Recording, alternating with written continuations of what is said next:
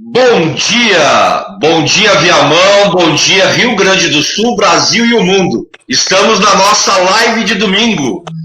Tivemos um descanso a semana passada, não conseguimos fazer a nossa costumeira live de domingo aqui do Comitê de Monitoramento e Resistência ao Covid-19 de Viamão.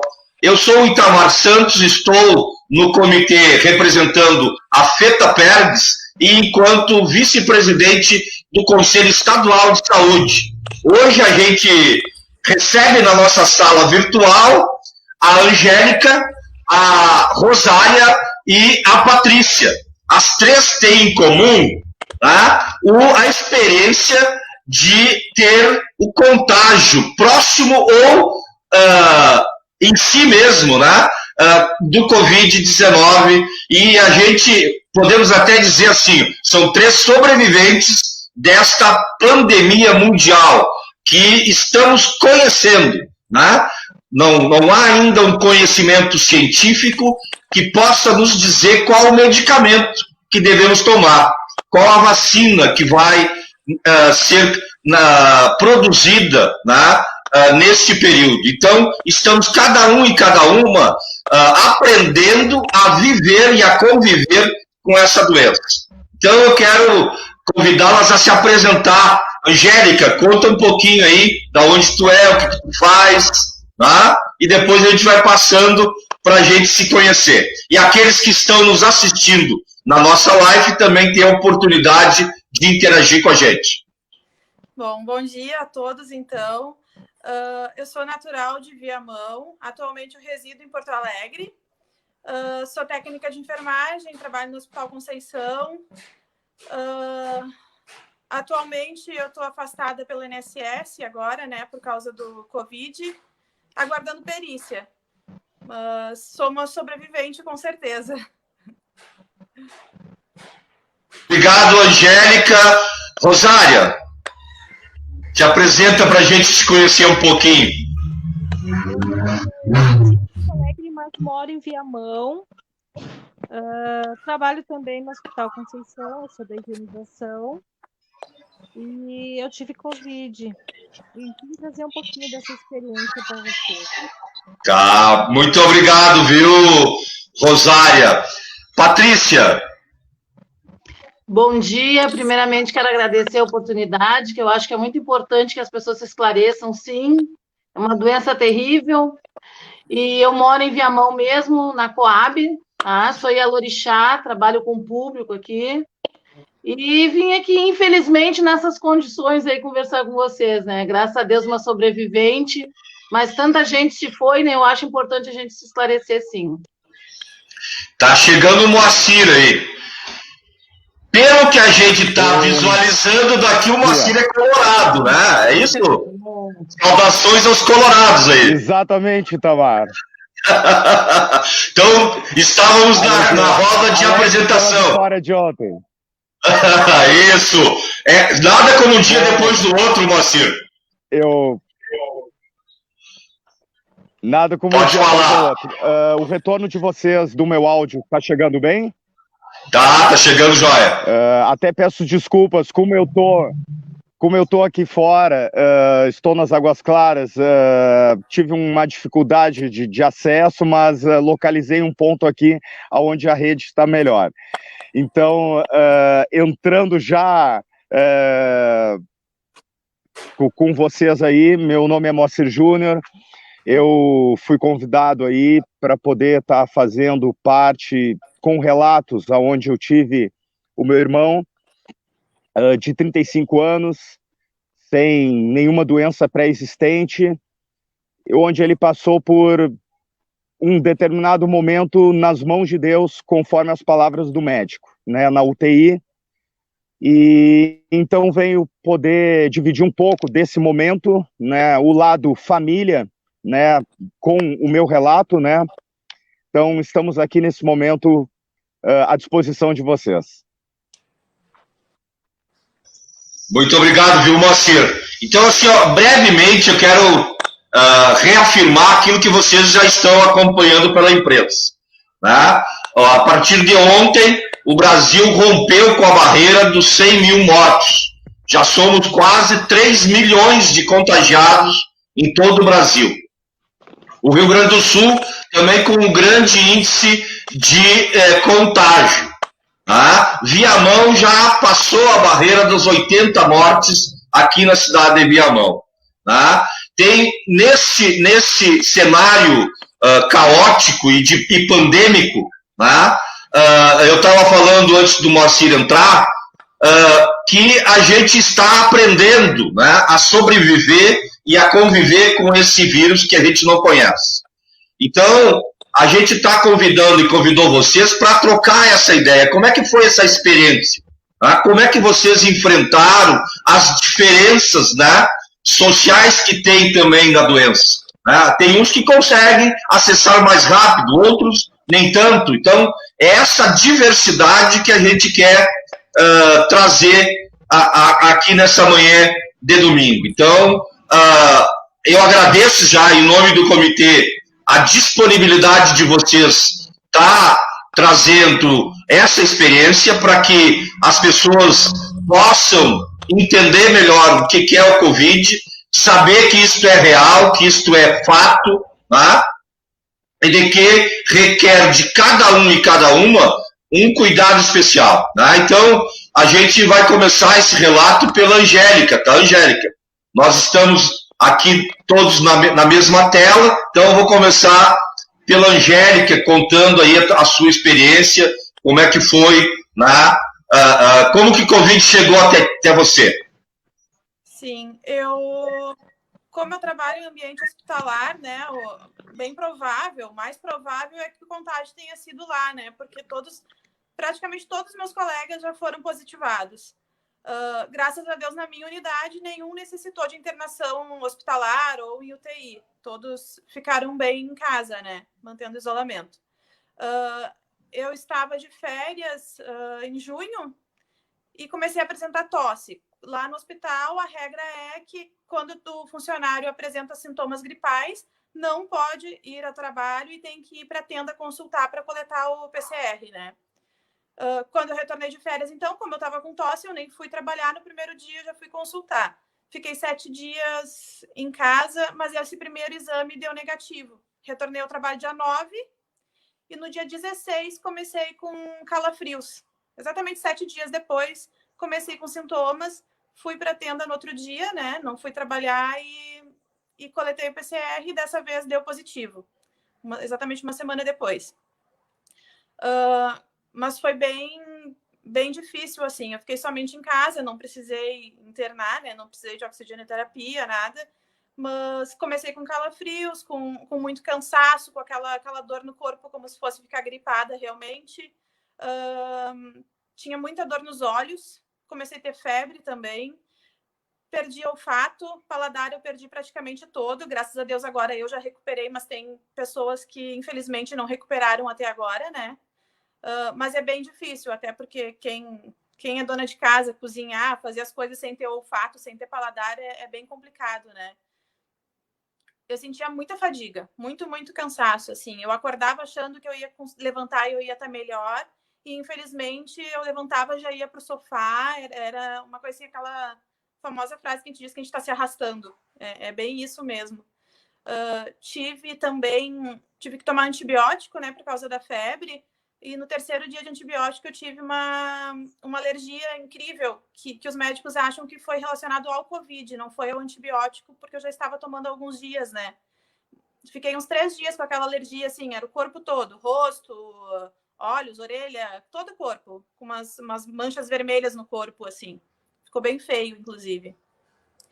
E em relação ao isolamento em casa, né, que nem tu falou, tem pessoas que conseguem fazer, tem pessoas que por condições sociais não conseguem, né, cumprir direitinho tudo.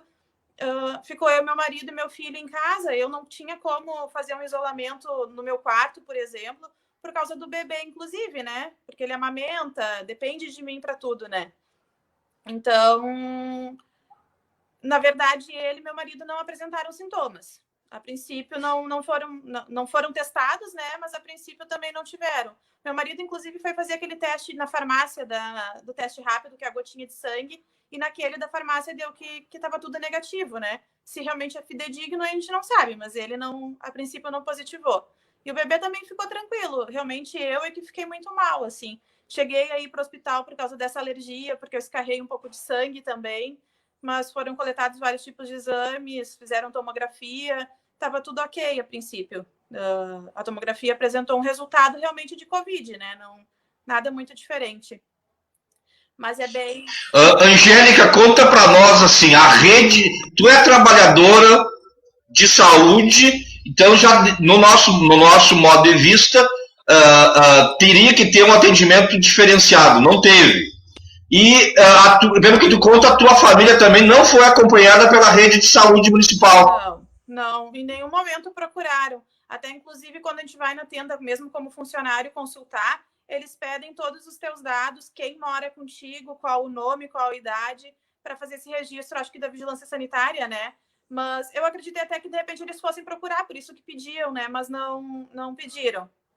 Daí, lá no hospital, eu tenho convênio, eu não fui lá no Conceição consultar, eu moro na Zona Sul, fui no Divina, né? Lá a médica disse que não havia necessidade do meu marido, por exemplo, ser testado, porque ele ia ter que cumprir o isolamento junto comigo igual, né? Os 14 dias. Então, teoricamente, se ele tivesse contaminado, ele também sairia do isolamento negativado, né? E que só deveria ser testado no hospital se fosse precisar consultar, por exemplo. Então, acabaram não sendo testados. E realmente, sobre o atendimento diferenciado, não existe muita diferença, assim. É uma tenda que tu vai lá, às vezes tu fica horas esperando atendimento. Claro, eles ligaram, o hospital acompanhou. Eles têm, que nem você tem o comitê de monitoramento, lá eles também têm um que acompanha os funcionários que estão positivados. Eles me ligaram durante o afastamento umas 2 vezes, mais ou menos, para saber como é que eu estava, se eu tinha precisado ir no hospital ou não, por alguma reação maior do Covid, né? E que se eu fosse, era para mim ir na emergência direto e me identificar como funcionária, que eles me passariam na frente. Não precisei ir porque eu fui aqui no Divina, né? Não sei se realmente acontece assim, mas que deveria acontecer, deveria, né?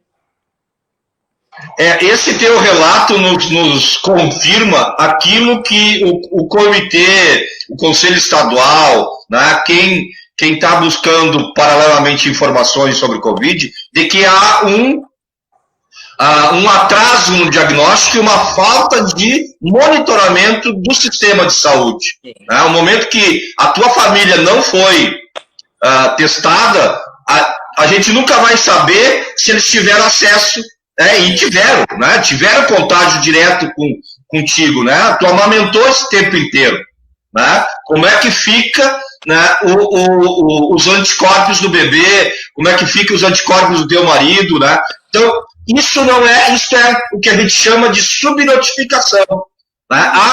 Isso é um problema histórico no Brasil, né? Em todas as doenças crônicas e todas as doenças sazonais, há uma subnotificação, ou por medo das pessoas de não conhecerem, de não quererem ir a tomar vacina. Nós tivemos agora no último período uma grande campanha de não vacinação, parece coisa do século XIX, mas a sociedade gaúcha e brasileira está reagindo desse sistema, uma coisa que a gente também não entende. Então, você, Angélica, a tua experiência nos traz isso, né, que há um problema sério, né, de protocolo, né, de ser esse protocolo uniforme para todo o Brasil e dessa subnotificação que a gente fica sem saber, né? Tu vê, de 3 pessoas, 2 pessoas estão fora do sistema. Estão fora do sistema. Tá? Então, eu vou perguntar para a Patrícia, é isso, Patrícia? Ei, Patrícia, conta um pouco aí da tua experiência para a gente, se foi semelhante, acredito que não, né? Porque a Angélica acho que vai dialogar mais com a Rosário, que são trabalhadoras, né?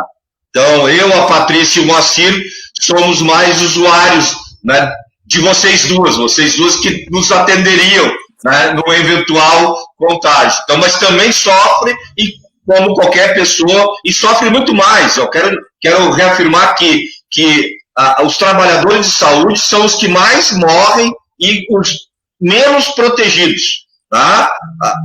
Não não tem EPI, não tem testagem, tá?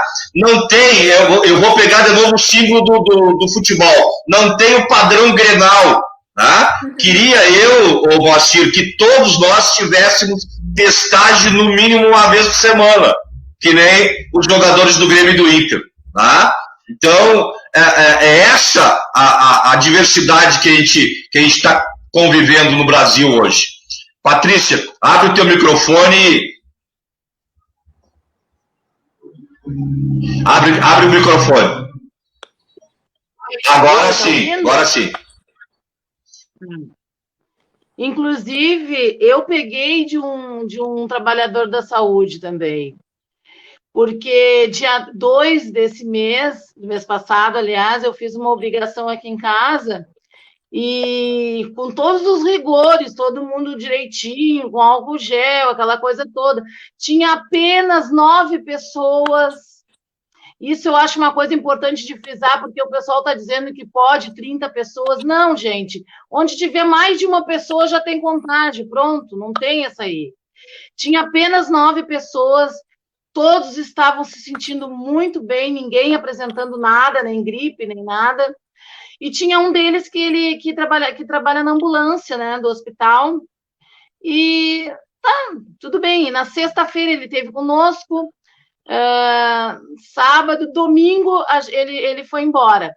No domingo de noite eu já comecei a ficar totalmente dura. O meu corpo se enrijeceu todo.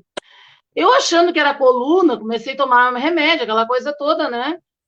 Só que quando ele chegou em casa, ele perdeu o paladar e o olfato. E aí ele se ligou e foi fazer o teste. Na segunda-feira eu já estava muito ruim. Na terça-feira eu caí de cama. E aí ele me ligou e disse, eu estou com Covid. Então, ele não tinha nada que podia dizer, ele era completamente assintomático, mas ele me passou. Aí, na terça-feira, eu fui para a cama com febril, na verdade, né? 38,2 era a minha febre, só que os calafrios eram muito fortes, a dor nos ossos era terrível, parecia que tinha enfiando uma faca, assim, no meu corpo.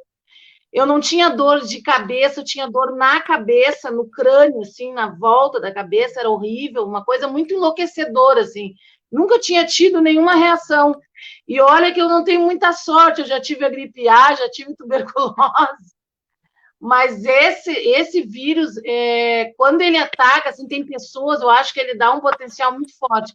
Como eu sou hipertensa, estou um pouquinho também meia fofinha, ele me deu esse potencial. Então, eu fiquei muito ruim. Eu fiquei 3 dias praticamente desligada do mundo, dormindo, entendeu? Com dor, tomando remédio, tomando analgésico. E aí eu tive a ajuda de uma amiga minha, que até quero agradecer ela publicamente, o nome dela é Kellen, tá? Ela trabalha no Hospital Mãe de Deus, ela é enfermeira, e ela me deu todas as orientações possíveis pelo telefone, e eu tenho que agradecer a ela se eu estou aqui. Ela me orientou que eu tomasse azitromicina, vou falar o nome, pronto. Que isso ia me melhorar bastante, e assim eu fiz, consegui a azitromicina, comecei a tomar na terça-noite. Na sexta-feira eu já estava melhor. Já conseguia levantar para ir no banheiro, porque nem isso eu não estava conseguindo mais. Eu fiquei 3 dias muito ruim. E o pior, né, sozinha dentro de casa com uma criança de 11 anos. Como ele, graças a Deus, ele é bem assim, ativo, ele mesmo se virou nesses dias, porque eu tenho pai, mãe, idoso, aquela coisa toda, eu simplesmente excluí todo mundo, né? Não deixei participar. Bom, aí, depois do 7º dia, eu já estava um pouco melhor, fui no posto, né, para dar o meu relato e dizer, né, que tinha um caso de Covid na Coab, né, que era o meu. Porque, pelos sintomas, a minha amiga disse que provavelmente seria. Cheguei no posto, eu fui isolada, beleza? Isso eu acho que faz parte do protocolo, só que, assim, eu achei as meninas completamente, assim, fora do... Elas não sabiam o que fazer, entendeu? Mandaram eu voltar para casa e esperar mais 7 dias para fazer o tal de exame. Então, eu fiquei 14 dias esperando o exame. Eu só não piorei porque tive sorte, né? Porque eu acho que se eu tivesse feito lá no início, poderia, né? Sei lá, ter facilitado as coisas. Então, 14 dias depois, eu ainda estava com sintomas, porque o olfato e o paladar custou voltar. A dor no corpo, até hoje eu ainda tenho. Tá? O cansaço ainda tem um pouco. Então, 14 dias depois, eu voltei no posto e fui fazer o exame. Daí eu fiz e o meu menino fez. Eu exigi que eles fizessem nele, porque afinal de contas ele ficou comigo 14 dias. Aí, graças a Deus, ele não deu, ele deu negativo e eu deu positivo. Aí ela mandou eu voltar para casa e ficar mais 7 dias de isolamento. Nisso eu já estava em 21. Por isso que eu estou falando, eles estão sem experiência, entendeu? Eles não estão sabendo lidar com a coisa. Daí eu fiquei, né? Quando fechou 21 dias, ninguém me ligava, não tive assistência nenhuma. Eu liguei para o posto, eu disse, tá, e agora? Eu quero saber o que acontece comigo, né? Aí a enfermeira que me atendeu, muito querida, acho que a gente não está botando a culpa em ninguém, eu acho que está faltando a base de cima, na verdade, né? Disse para mim, olha, pelo protocolo, no 14º dia, tu já estava liberada, mas como foi mandado tu ficar mais 7 dias por causa do exame, ótimo, então tu tá indo bem. Só que eu não posso te dizer que tu não tem mais o Covid, porque não tenho como fazer um exame em ti, e esse vírus pode ficar de 1 mês a 2 meses ainda ativo no organismo, sim. Só que a carga viral dele baixa e tu não transmite mais. Mas se tu for fazer um exame agora, pode ser que tu esteja com Covid. Então, eu tô te liberando para tu voltar à vida normal, né? Aí, normal entre aspas, porque tem muitas pessoas que têm uma reação pré-Covid. E eu, talvez por essa função da hipertensão, eu tenho um pouco agora, menos, né? Mas tive muitas. Mesmo depois dos 21 dias, não falta de ar, porque graças a Deus a falta de ar não veio para mim, mas eu tive muito cansaço, eu ainda tenho esse cansaço. Minha casa tem uma escada, eu morro para subir as escadas ainda. Eu ainda tenho dores, eu tomo analgésico direto, porque as dores no corpo prevalecem, muito pouca, né? Claro, não com a mesma intensidade. Mas assim, ó, Itamar, eu gostaria de fazer alguns alertas aí dessa experiência que eu tive, tá? Tipo, com as pessoas, tá? Primeiramente, eu queria dizer às pessoas em geral que quando a gente está com Covid, a gente fica emocionalmente abalada. Além do lado clínico, o teu emocional pifa, entendeu? Por quê? Porque a gente está num negócio que a gente não conhece, não sabe se vai acordar bem, se vai acordar dentro de uma UTI, o que vai acontecer. Por mais, tu vê, eu sou uma pessoa religiosa, eu tenho muita fé, e por mais que eu tivesse essa estrutura, eu me abalei muito. Então, pedir para as pessoas que têm, até pela internet mesmo, que têm contato com pessoas que têm Covid, não as assustem, não mandem coisas sobre morte, sobre isso, assim, deem palavras de força, vai melhorar, sabe? Acrescentem, não desmotivem, porque é muito difícil estar com essa coisa, tu entendeu? Ainda mais a gente, aí tem outras gurias que têm filhos, aí a gente que tem filho, que as crianças dependem, isso é muito chato, entende? Outra coisa que eu queria alertar é o seguinte, por que esperar tanto tempo para um diagnóstico? Por que não pode ser visto isso lá no início, como a minha amiga fez comigo, me receitou do azitromicina, eu segui tomando e foi aí que me curou, foi aí que me melhorou. Porque talvez se eu tivesse esperado os 14 dias sem nada, eu tivesse ido para uma UTI, porque eu tenho comorbidade, entendeu? Então, eu acho que as autoridades estão largando muito, estão deixando a coisa acontecer demais. Eu acho que se pegar no início, ele não se torna tão complicado. Então, esse é o meu ponto de vista. Foi por aí que eu hoje estou aqui falando com vocês. Foi pego no início. Passei por tudo, mas graças a Deus estou aqui. Muitas pessoas não têm essa possibilidade de pegar no início, e aí eu acho que é onde acontecem as fatalidades. Só uma opinião. O teu caso, viu? Cada caso vai complementando o outro. Né? A Angélica falou que deu alergia. Tu sentiu dores nas juntas, nos ossos.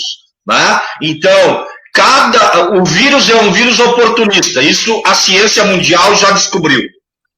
O lugar dele de proliferação não é só no pulmão. Isso já está claro. Ele pode atingir a qualquer órgão. Tá? Ele pode atingir branco, preto, criança, velho, mulher, homem, né? LGBT, ele pode atingir a qualquer gênero. Né? Ele atinge a qualquer classe social, só que as pessoas vulneráveis, clinicamente e socialmente, são as que mais sofrem com isso. E aí, essa morosidade, e você, Patrícia, infelizmente, continua acrescendo o número de pessoas que estão na mesma condição que você, porque assim, não se sabe se você não continua contagiando o outro, né? Porque não fizeram o teste negativo. Tem que testar os protocolos a nível mundial, orientam de que tem que testar as pessoas no início e no fim do ciclo. Né? E esse ciclo pode mudar de pessoa para pessoa também. Então, cada indivíduo é um exemplo, é um estudo. Né? E os governantes não estão entendendo isso, infelizmente. Então, nós do comitê, nós do Conselho Estadual, estamos desde de março dizendo que tem que testar, que tem que ter EPI para os trabalhadores, que tem que ter agilidade, né? E, infelizmente, a Secretaria Municipal de Saúde de Viamão não está ouvindo isso, e você é prova desse fato, né, Rosário? Porque, Patrícia, porque não foram até hoje se verificar. Né? Você está salva graças aos teus orixás, graças à tua fé, porque a gente não consegue buscar uma resposta na ciência, e o que nos conforta é a nossa a nossa religião. Agora trancou aqui a palavra, né? Mas é a nossa fé que nos conforta. Então a gente vem de novo insistir de que tem que testar as pessoas, que tem que ter, aqui na cidade de Viamão, tem que ter um protocolo próprio, tá? Com conhecimento desta equipe, com conhecimento adquirido mundialmente, para que a gente possa avançar no sentido de tentar isolar o vírus. Nós temos que achar onde está esse vírus. Né? E se você vai ter pistas desse esconderijo testando as pessoas. E aí tu tem que testar no RT-PCR. Né? O teste rápido é para te ter uma ideia no primeiro contato, mas ele não te garante. A Angélica teve essa experiência, testaram ela num dia, passou 3 dias, testaram de novo, né? E ela estava contaminada. Então, essa discussão é que a gente está trazendo para a sociedade viamonense. Né? E vocês estão confirmando que a nossa tese enquanto comitê, né, está correta. Né? Se não for testado, nós seremos sempre exceção. Né? Vocês 4 que estão na nossa sala hoje são exceção, são sobreviventes porque tinha que sobreviver, porque não era a hora, porque não tem nenhuma justificativa científica que garanta outra justificativa. Porque não estudaram vocês, né? Nos diferentes pontos dessa rede de saúde que deveria ser integrada, que deveria ser uniforme, universal, tem falhas. E nós queremos que essas falhas sejam sanadas. E quem tem a obrigação de sanar? É o gerente do hospital, a direção do hospital que as meninas trabalham, e é a direção e o secretário de saúde de Viamão. E depois o seu prefeito. Ou os dois juntos, porque os dois juntos são responsabilidades, né, que tem que ser cumprido. Vamos ouvir então o Moacir, que o Moacir tem uma outra experiência, um outro perfil da população de Viamão. Conta para nós aí, Moacir. Abre o microfone, Moacir. Abre o microfone. Agora sim? Isso, agora sim. Ok. Bom, posso passar para vocês, então, um outro lado que eu pude viver com meu irmão, como eu rapidamente falei no início da live. O meu irmão, de 35 anos de idade, sem nenhuma doença pré-existente, sendo uma daquelas pessoas ativas nas nossas redes sociais, pedindo, falando muito da prevenção, uma pessoa com cuidados, não era uma pessoa que ignorava o vírus, como infelizmente a gente tem uma parte da sociedade, talvez, que tenha um sentimento de ignorar. Acabou, mais ou menos uns 30 dias atrás agora, iniciando um processo de sintoma gripal, primeiro, segundo dia, ok, aquela situação de observar, mas no terceiro dia atingiu o estado febril. A partir de então, ali, ele iniciou um tratamento, até mesmo, acho que foi, puxa, agora não me lembro se foi a Angélica ou a Patrícia que citou o uso da azitromicina, assim como também outros medicamentos, também como estava com ele, como o próprio Tamiflu, ivermectina, paracetamol, isso no terceiro dia.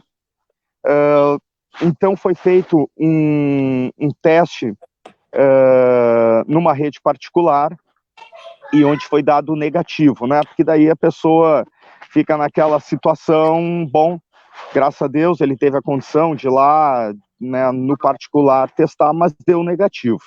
Bom, os sintomas continuaram de estado febril, uma forte gripe, e onde, indo ao hospital, chegou a ter uma suspeita de pneumonia, mas que mandaram para casa, porque já tinha na rede particular dado negativo, e se observa em casa. Bom, no sexto dia, ele teve diarreia, mal-estar, vômito, e a febre aí disparou, febre muito alta, né?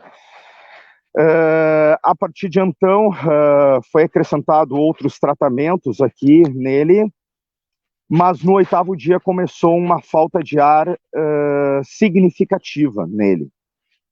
Nesta falta de ar, então, voltou ao hospital, aonde então, pelos próximos 2 dias, ele foi colocado no oxigênio aí, e no 9º dia aí, então, indo para o 10º, aonde foi constatado aí saindo daí um novo resultado aí já pela rede hospitalar, positivado e com uma síndrome, né, respiratória aguda grave, onde houve a necessidade da imediata, isso no Conceição já, onde ele foi entubado e aonde passou 20 dias com a ventilação mecânica, né? Dentro desse processo, aí posso passar um outro lado, que é o lado família, né? Nós tivemos aqui o relato das outras colegas debatedoras, da visão delas, mas eu passando um pouco família. Pessoal, depois que o nosso ente querido está lá, a partir do momento que ele entra do hospital, a gente já não pode mais ter acesso a ele, né? Sendo confirmado. Mas quando entra numa situação de UTI, eu só tenho a agradecer à equipe médica, todos os profissionais de saúde do Conceição, aonde com toda esse lado que é até difícil explicar, né? Porque uma vez por dia é que eles ligam para a família, no caso ligavam para a esposa do meu irmão, a minha cunhada, a Amanda, e que ela também é uma profissional de saúde, aonde ela foi testada positiva, mas as reações no organismo dela praticamente não existiram. Ela praticamente não teve nenhum sintoma. Acabou fazendo, em virtude do meu irmão, e que, então, isso é um outro ponto, né, a gente acrescentar na discussão aqui, no debate. Se o meu irmão não tivesse pego, ela, olha, se fosse pela testagem de rotina, que poderia existir ou não, fosse confirmado, mas ela não teve sintoma. Mas, voltando ao meu irmão, o lado família, pessoal, por isso que é muito importante, quem está vendo essa live, a máxima prevenção. Porque depois que tu tá lá, tu recebe uma vez por dia uma ligação, onde eles tentam dar toda a atenção possível do mundo. Mas nós somos acostumados a, quando tem um ente querido nosso hospitalizado, ainda mais num caso de UTI, ter uns 10 minutos para conversar com o médico, olhando no olho dele. E com esse vírus, nós perdemos essa oportunidade. É passado toda uma explicação, sim, toda uma atenção do quadro que se encontra o nosso ente querido lá, mas tu acaba ficando com dúvidas, depois tu fica em casa pensando, mas será que é normal toda uma gravidade que está sendo relatada? Tem exemplos de pessoas que passaram por toda essa gravidade e voltaram. Então tu fica com várias dúvidas que acho que se tu tivesse essa oportunidade de conversar com o médico, tu não teria. Mas eu entendo o protocolo, eu entendo. Muito mais faço esse relato e essa observação para que a gente possa estar observando. O meu irmão chegou no momento que ele estava nas mãos de Deus. A gente fez um forte pedido de ocorrente de orações, mas foi um momento muito triste, porque tu te sente incapaz. Tu só tem a oração. E independente da crença religiosa, que nem eu digo pro meu irmão, mano, tu deve ter tido uns 5, 6 segmentos religiosos fortemente orando por ti todos os dias. E o primeiro tratamento que foi feito nele não teve resposta, o segundo não esteve, e numa terceira parte é que ele então começou a reagir. E tu fica assim numa espécie, até porque é um vírus que está em estudo, como o próprio Itamar colocou, muitas dúvidas se tem sobre ele. E então, quando chega nesse estágio de UTI, é muito triste. É muito, muito triste. E eu muito procurei falar com as pessoas, pessoal, busquem sair de casa somente se for necessário. Busquem se cuidar. Porque se a gente observar, debatedores, Itamar, nós saímos na rua para trabalhar, se a gente for observar, a gente deixa alguns momentos na reta, algumas observações porque tu tem que ter um cuidado muito forte. Tu toca em corpos estranhos, diferentes, diversas vezes. E aí tu vai lá, tu passa álcool gel. Só que às vezes sem querer tu esquece. E esse sem querer pode ser o grande problema. E cada organismo pode reagir de uma forma. É como eu costumo colocar. O meu irmão gosta de comer uma costela gorda. Bom, mas se isso é um problema, então quantos de nós somos grupos de risco, né? Uma pessoa saudável. E viu, Moacir, que idade tem teu irmão? 35 anos. Ele ficou 20 dias em UTI. Foram 29 dias hospitalizados aqui no total. Ele não tinha nenhuma doença pré-existente, Itamar. E quando muito se fala, a gente tem que cuidar, é o grupo de risco. Não. O meu irmão é a prova viva, é o exemplo, 35 anos. Ele esteve muito mal, nas mãos de Deus. Claro que, quando eu digo nas mãos de Deus, ele estava o tempo inteiro sendo muito bem cuidado lá no Conceição. E nisso a gente viveu, nesse momento que ele estava lá, aquelas notícias pela imprensa de 100% da ocupação dos leitos de UTI reservados aos pacientes com coronavírus no Conceição. Então a gente ficava todo esse lado também dramático, meu Deus, 100% ocupado, né? Então, claro que isso é relativo, daqui a um pouco passa 2 dias 100% ocupado, depois libera 1, 2 vagas ali. Mas, ao mesmo tempo, também é importante um relato que, graças a Deus, depois de todo um sofrimento familiar dele, então, ele teve em posição de clona, voltava à posição normal e voltava para a posição de clona, ele também foi um agraciado que, depois que ele saiu da UTI, ele ficou 2 dias na UTI extubado, 1 dia em isolamento e depois mais 5 dias na enfermaria. Fez a testagem e nessa testagem aí foi colocado, e aí agora eu já fico na dúvida, porque eu escutei aqui o relato agora, não sei se da Angélica e da Patrícia, né, onde o vírus ele fica mais tempo no organismo, e de fato é tudo que a gente vai atrás, que lê, é isso, né? Mas pela informação que eu tenho, até então ele é negativado hoje. Mas, de fato, esta parte eu gostaria de passar a observação que eu não sei que tipo de teste foi feito ele nessa saída para essa liberação. E, graças a Deus, já se passou 1 semana e ele está evoluindo muito bem, o estado de saúde dele, a recuperação dele, pelo nível de evolução que teve e que deixou toda a família com o coração na mão. Então, fico aberto a alguma pergunta aí do Itamar, dos debatedores, e espero ter dado um relato que peço a todos: não deixe de se cuidar, saem somente se necessário. Não tem idade, aquela coisa de grupo de risco, não.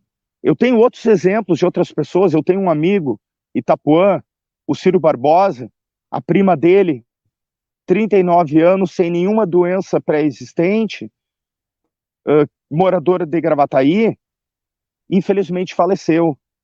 Então não tem essa questão do grupo de risco, ok, temos que ter uma atenção, sim, mas não tem idade, pessoal. Vocês possam ter certeza disso. Muito obrigado, viu, Moacir? É valiosa. As contribuições que vocês estão trazendo para esse debate são fundamentais para a compreensão social sobre isso. Como você falou, Moacir, infelizmente, o negacionismo está prevalecendo no Brasil. Né? E nós que somos, vamos dizer assim, positivistas, né? Não no sentido de estar tentando azarar a doença, mas de dizer que ela existe, de que ela é real, que temos que se cuidar e que a estratégia melhor adotada até agora é o fique em casa, ele permanece. Né? Infelizmente, a gente viu ontem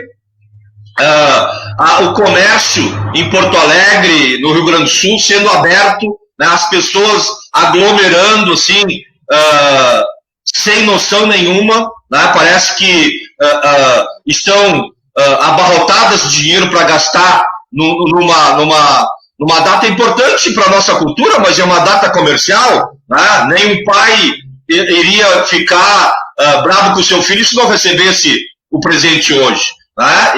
E falando nisso, eu quero estender os cumprimentos a todos os pais, né, desse estado, desse município, né, e todos os vovôs. Eu estou feliz duplamente hoje.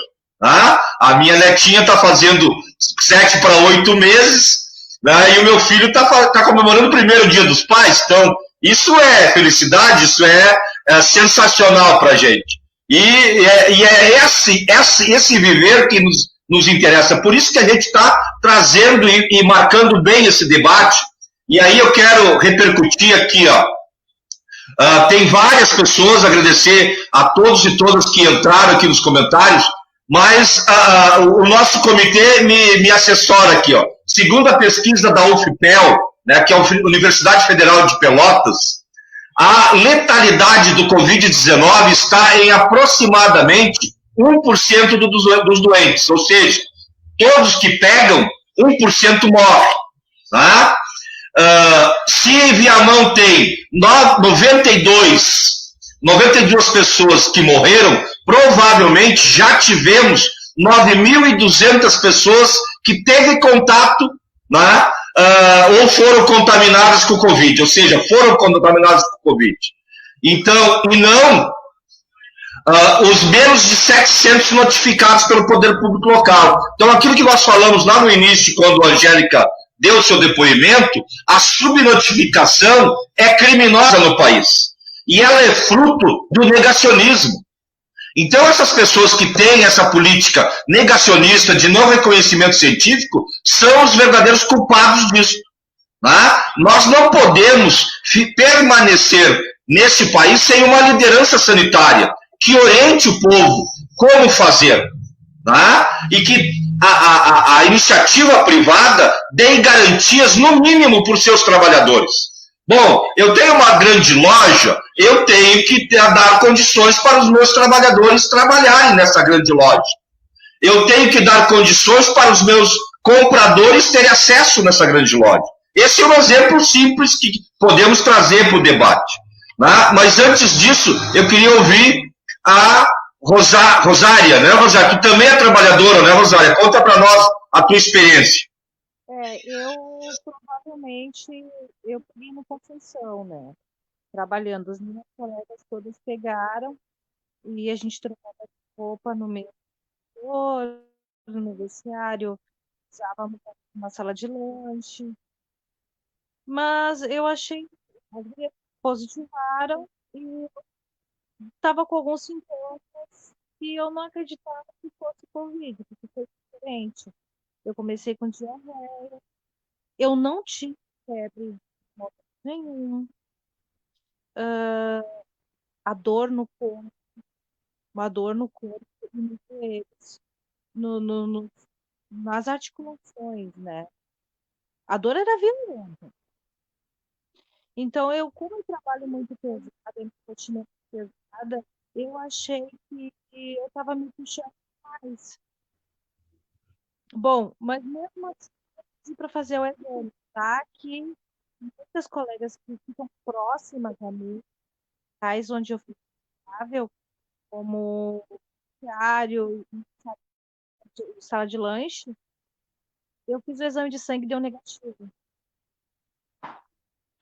2 dias depois eu comecei a passar muito mal. Muito. E aí começou a dor no peito. Aí, bom, tô com Covid. Não tem outra coisa. Tô trabalhando, eu trabalho todas as noites. E eu trabalho 6 noites em casa. E na dia eu, madrugada, passei muito mal. Aí, emergência, fui pra tenda, né? Fiz o suave e mas aí eu já tinha se passado 2 semanas no corpo, eu estava no 10º dia, aproximadamente, 11º, diarreia, tontura. Aí foi onde parecia assim que eu estava bêbada, uma dor muito feito para o corpo todo doía, a cabeça doía, uma dor nos olhos violenta. Durante minutos, durante 2 vezes eu não nada, escureceu tudo. Eu fui monitorada pelo hospital, pela equipe, né? Eles me ligavam todos os dias. Teve que ir para a emergência vermelha, na emergência. Foi muito duro mesmo. Mas, graças a Deus, voltei para casa. Depois disso, eu tive uma série de problemas em casa, porque minha mãe entrou em depressão, a gente não sabia. Como eu fiquei muito tempo sem descobrir o diagnóstico, diagnóstico, a minha mãe já tinha sido exposta, já estava já estava comigo, já 10º dia, já não estava provavelmente nem transmitindo, porém, ela começou a apresentar sintomas de depressão. E eu liguei para a prefeitura para saber como é que eu fazia e não consegui. Eu liguei para o primeiro número, deu na Câmara municipal. Aí ninguém sabia nada com nada. Aí eu liguei para os assistentes. Aí foi onde eu consegui uma orientação de que não poderia fazer o exame se ela não apresentou sintomas. Então, como ela não tinha febre, não tinha nada, não precisava levar. Era para me levar na UPA. Se ela não tivesse sintomas, eles não iam fazer o exame. E ela é idosa, do grupo de risco, ia ter 2 anos, 1 ano. Ambos não fizeram exame porque não apareceram sintomas. Depois disso, eu passei muito mal. Era uma sensação que eu ia morrer. A recuperação muito lenta. Eu perdi o olfato, não perdi o paladar, porque eu só sentia o sal na comida. Então mudou o paladar, não foi função, né? Mas foi violento a coisa. Mas o mais violento disso, eu no 10º dia precisei ir no mercado. Então, o primeiro tanque, gente, encontrei pessoas que conhecia, e quando eu suspeitei que realmente era Covid, eu joguei aos 4 cantos, contei para todo mundo. Alguém podia ter tido contato, não precisava se cuidar e fazer o exame. E, e isso foi muito complicado. Por quê? Porque as pessoas acabam criando um preconceito. Eu já estava no 15º dia. Eu precisava ir no mercado, comprar leite. E as pessoas que me conheciam, que me encontravam na rua, se faltavam bater em mim. O que tu tá fazendo na rua? Então, as pessoas se afastavam, não queriam entrar na fila, ficavam me olhando com cara de espanto, outras com cara de nojo. Mas eu resolvi que fora eu tinha sido vulnerável psicologicamente, porque a segurança que acaba psicologicamente. E fora a pressão, como a minha mãe teve uma trabalhadora da área da saúde, eu poderia, assim, algumas pessoas me culpavam, né, da mãe ter pego. Só que, além disso, depois disso,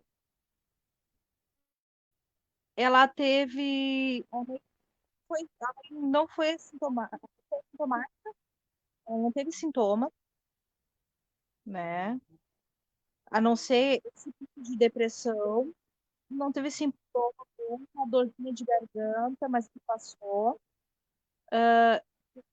Eu depois tentei ir ao mercado, me incomodou muito.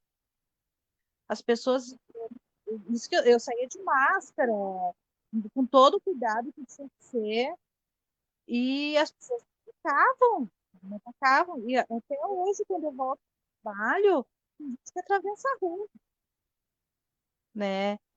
E gente que se xinga, tu tá passando vídeo pros outros, enfim, é complicado, é muito complicado, é uma pressão muito grande, tá?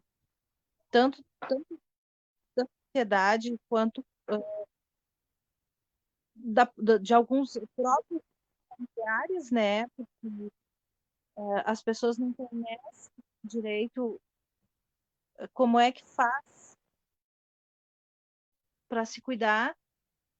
Enfim, foi bem complicado. Eu continuo com dor. Eu tenho muita dor na articulação. De ontem para hoje eu comecei a sentir dor para respirar de novo. Não sei se é porque eu trabalho muito, estou acordada e isso é pouco, né? E tem uma rotina pesada. A dor assim é muito. E ainda continua. Então é isso. Tu tá trabalhando ainda, ô Rosário? Eu tô trabalhando. Você voltou a trabalhar? Voltou a trabalhar? Voltei. Tá, mas essa volta, que o médico te fez o contrateste?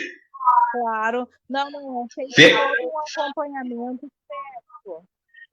Eu não fiz teste, mas o médico disse que depois do 15º já estava. Não demorou muito.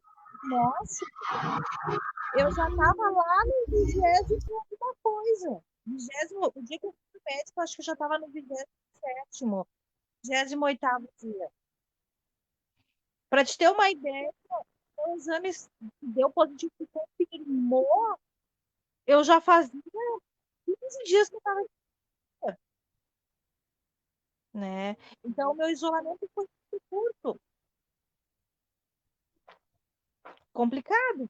Até porque eu fiz um exame de sangue negativo, eu estava segura para andar na rua, para trabalhar, para fazer as minhas coisas, para ter contato com a minha mãe. Eu estava com aniversário, 16 de julho, eu não fiz festa, não fiz visita, mas eu abracei a família, né? Com a segurança de que está bem, que só uma dor de barriga e uma dor de no meu corpo, nas juntas, né? Violento. É isso. Rosário, é isso, assim, ó, o teu relato e o da Patrícia tem muito a ver, mas eles servem para os quatro, né? Vocês não tocaram na pessoa doente, vocês não pegaram a mão e botaram na boca, ou no olho, ou no nariz, não. Depois de ter tocado nessa pessoa. Isso significa dizer que o vírus estava no ar. Vocês respiraram esse vírus que estava no ar. A Patrícia, quando atendeu o seu religioso, ele estava no ar, ele falava, as gotículas saíam e ela respirou aquilo. Mesma coisa foi você. Isso é o que a ciência diz que é a transmissão comunitária. Né? Então, essa campanha do fique em casa e da testagem é fundamental. Aí eu quero, antes da gente terminar, porque nós já estamos chegando no final, eu quero só repercutir aqui, ó. O comitê está me dizendo aqui que o exame sorológico é feito para identificar os anticorpos. Por isso, há necessidade de ser feito depois. Ser feito muito no início dará negativo. Foi o que aconteceu com a Patrícia, que é o do testinho lá do dedo, é o de sangue.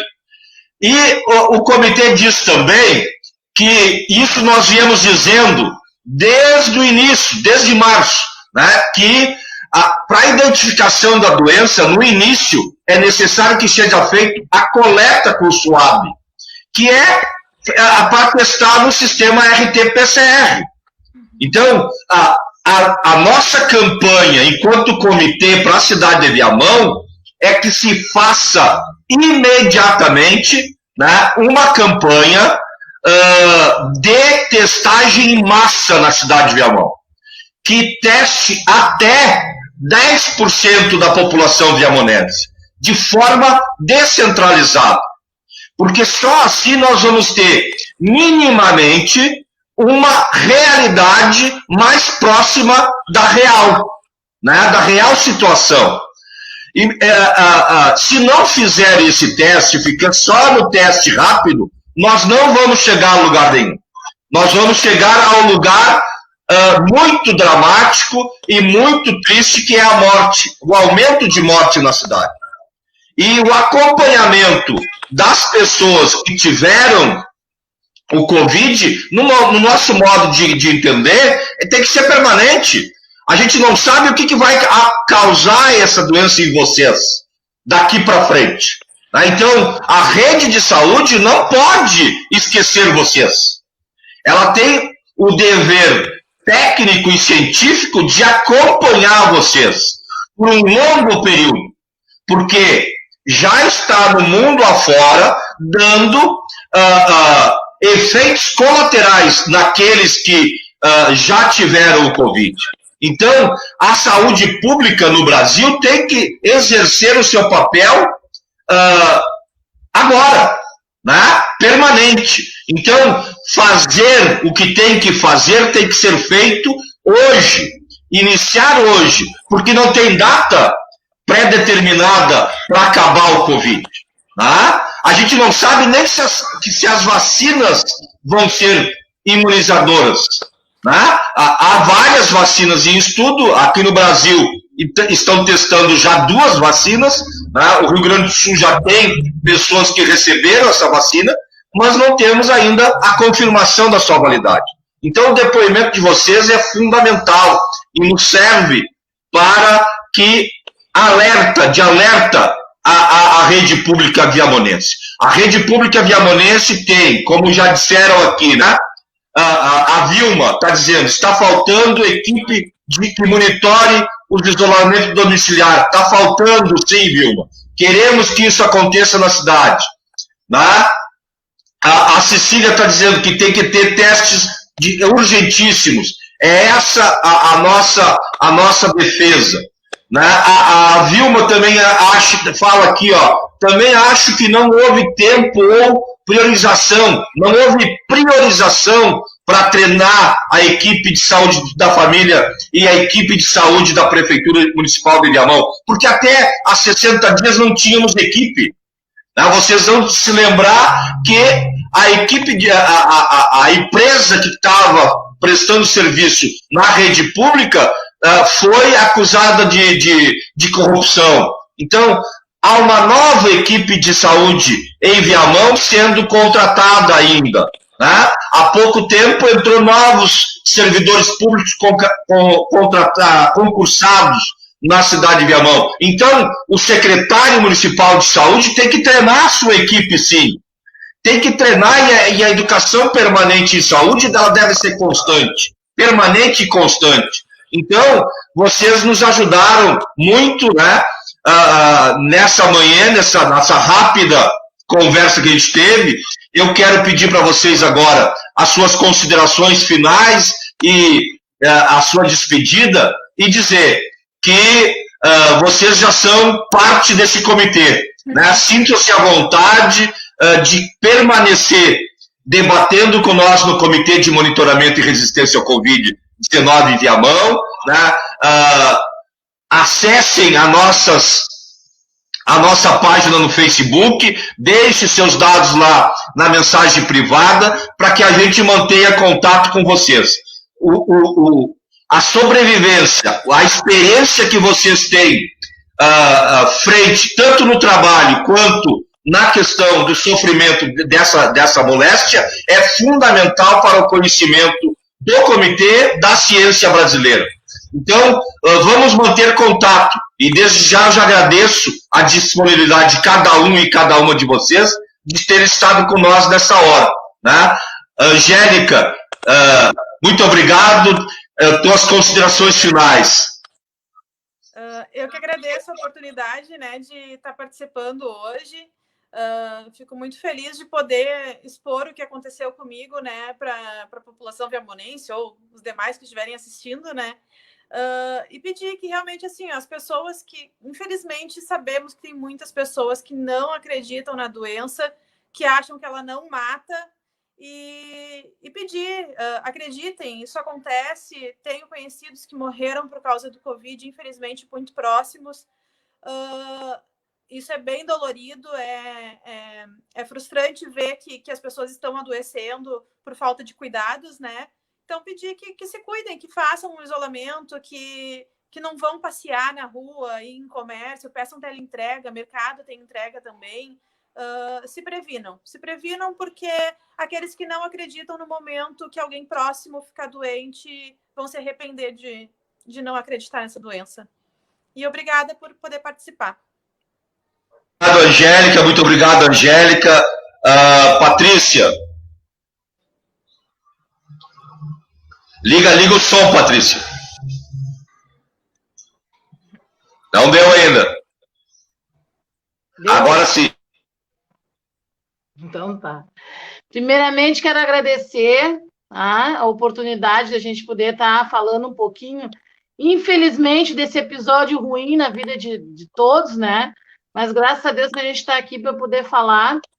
Pedir para o povo, assim, se conscientizar mais, entendeu? Ter mais amor ao próximo, ter mais, levar a sério essa doença. É uma doença horrível, só quem teve pode dizer como passou. Muitas pessoas já foram, então a gente tem que ter sei lá, um cuidado também com o próximo, entende? Porque tem pessoas que realmente não têm a segunda chance que a gente teve, né? Então, que as pessoas possam se conscientizar, não ir para a rua. Eu vejo uma gurizada, tudo normal, indo para o parque, indo para isso, indo para aquilo, que os pais possam botar esse senso de responsabilidade nessas crianças também, porque através dessas crianças pode estar levando para mais gente, entendeu? Que as pessoas possam ficar mais em casa. Pô, antigamente a gente reclamava que não tinha tempo para nada, agora o tempo está disponível e ninguém faz nada, todo mundo quer passear em plena pandemia, entendeu? E eu acho isso uma falta de responsabilidade com o ser humano. Os sinais estão aí, o universo está dando sinal que o nosso mundo está doente, que a espiritualidade está mostrando que o mundo está doente e as pessoas não estão se enxergando isso. Então, que as poucas que ainda enxergam isso possam estar levando para os outros, possam dar suas experiências para conscientização. Acho que esse é o primeiro fato, entendeu? A partir do momento que as pessoas se conscientizem do que está acontecendo no mundo, eu acho que essa é a primeira prevenção. A segunda é, assim, a testagem, com certeza, mas acho que as pessoas têm que aprender a se posicionar uma no lugar da outra, entendeu? O quanto é triste para uma outra pessoa passar por uma perca, passar por um problema desse, e não querer isso para si próprio. Então, acho que o ser humano está sendo dado uma nova oportunidade de nos melhorarmos e muitas pessoas estão acatando, outras não. Então, eu acho que, além de um vírus, é uma questão mundial aí de fraternidade. Então, a minha mensagem é esta, que as pessoas possam ter um pouquinho mais de amor ao próximo e se cuidarem do próximo também. Agradeço do fundo do meu coração, estou muito contente, agradeço a todos os debatentes aí, sei que a gente não se encontrou numa experiência meio ruim, mas que a gente possa levar para frente agora só coisas boas. Obrigada por tudo. Muito obrigado, Patrícia, pela tua mensagem de fraternidade. Essa palavra é fundamental. Fraternidade, solidariedade, comunhão. Isso movimenta as pessoas. Moacir, conta aí, te despede e vamos torcer para o nosso time. É isso aí. Bom, primeiramente, agradecer a oportunidade de poder estar aqui com vocês, debatendo, trocando experiências, né, não tão boas, aliás, nem um pouco boa, né, mas que serve de alerta ao próximo, né? Justamente essa questão próxima é uma coisa que a gente tem que ter uma reflexão. Não é para dar com pouco que eu me sinto jovem, me sinto saudável, como o próprio exemplo do meu irmão mostrou que isso não é uma regra, mas que a gente possa, sim, estar olhando muito ao próximo, né? Essa pandemia ela vem para mostrar algumas reflexões que nós devemos fazer como um todo na vida, né? Além dessa parte da ciência que nós tentamos entrar aqui como experiência, né? Não entramos lá na ponta, mas na questão da experiência. Cuidem-se, realmente saia de casa somente se necessário. Lá atrás, eu fui uma pessoa que foi muito criticado quando adotei a bandeira do fique em casa, porque, de fato, até hoje nós estamos aqui lendo, e os cientistas ainda estudando o que de fato é esse vírus, e a gente ainda não sabe dele. Então, a pandemia não acabou. Pelotas ontem declarou lockdown, foi cenas de filme, ver sirenes tocando na cidade para as pessoas se recolherem. O vírus não passou, não voltou tudo ao normal, não, muito pelo contrário, nós aqui estamos em evolução, numa curva crescente, né? Eu acho que fazem quase 30 dias que todo dia eu dou uma nota de pesar no meu Face para algum amigo. Eu já perdi pessoas conhecidas, graças a Deus tive a recuperação do meu irmão, mas todo dia eu estou falando para um amigo do amigo, ontem mesmo foi a tia de amigas minhas, então isso está mexendo bastante ainda. Não desconsiderem, considerem que ele é real, ele existe e ele ainda está em plena evolução aqui no nosso estado, na nossa cidade, e a gente tem que ter muito cuidado. E finalizando, desejar um feliz Dia dos Pais a todos os pais, também mães, pais, porque quantas mães que também criam os seus filhos e fazem o papel de pai, né? Mas, em especial no dia de hoje, aí, a todos os papais viamonenses. É isso aí. Eu dou o exemplo do Grêmio e do Inter, porque aqui no Rio Grande do Sul, ou é Grêmio ou é Inter, é muito difícil aparecer um que é Novo Hamburgo, Caxias, né? Mas na saúde pública não existe essa divisão. A defesa da vida serve tanto para gremistas quanto para colorados. Eu com o meu Grêmio, o Moacir com o seu Colorado, né, nós defendemos a vida. Né, e isso é fundamental. Né, nós aqui nessa sala, nós do comitê, aqueles que estão trabalhando lá no hospital, no posto de saúde, querem a defesa da vida de todos e todas.